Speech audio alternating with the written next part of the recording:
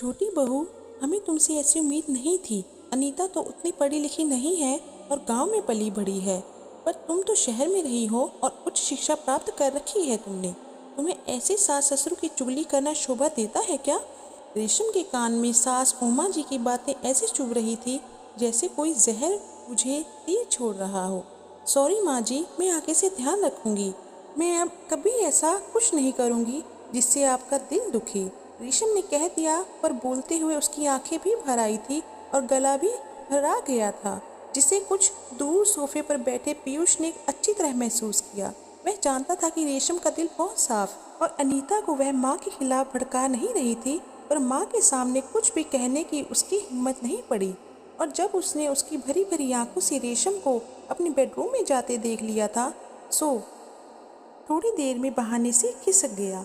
और जब पीयूष बेडरूम में पहुंचा तो उसने देखा रेशम बिस्तर पर औंधे मुंह लेटी हुई थी और उसके पीठ की हरकत से लग रहा था कि वह हिचकियां लेकर रो रही है। यह देखकर पीयूष को बहुत बुरा लगा और वह रेशम की पीठ पर हाथ फेरने लगा। सहानुभूति का स्पर्श पाकर रेशम एकदम पिघल गई। वह और भी जोर जोर से रोने लगी। दरअसल हुआ ये था कि रेशम इस घर की छोटी बहू थी। उसे ब्याह कर आए हुए कुछ ही महीने हुए थे। यहाँ आकर उसने देखा कि उसकी जेठानी वैसे तो सास की हर बात पर हाँ में हाँ मिलाती थी, पर उनके पीठ पीछे उनकी खूब बुराई करती रहती थी।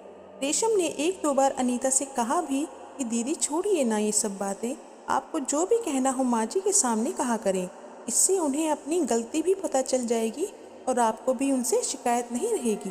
पर एक तो अनीता को यह बात कुछ जची नहीं और दूसरी, तभी माँ जी किसी काम से निकली तो उन्होंने सोचा दोनों बहुएं मिलकर उनकी चुगली कर रही हैं, और फिर उन्होंने रेशम को समझाने की गरज से बोल दिया कि यूं उनकी चुगली ना किया करे।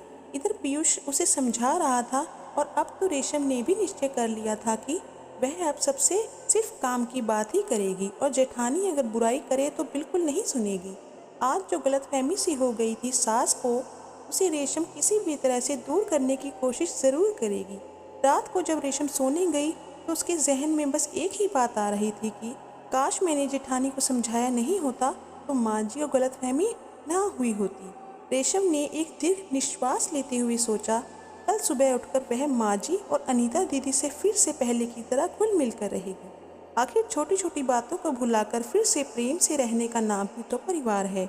इस सकारात्मक सोच के साथ रेशम को आराम की नींद आ गई। अपनी प्यारी पत्नी को यूं सुकून से सोता हुआ देखकर पीयूष को भी बहुत अच्छा लग रहा था। अगर आपको ये स्टोरी अच्छी लगी हो तो चैनल को सब्सक्राइब ज़रूर कीजिए, अपने दोस्तों के साथ भी शेयर कीजिए और कमेंट में ज़रूर बताइए कि कैसी लगी आपको ये स्टोरी। मिलते हैं अगली वीडियो में कुछ ऐसी ही स्टोरी के साथ।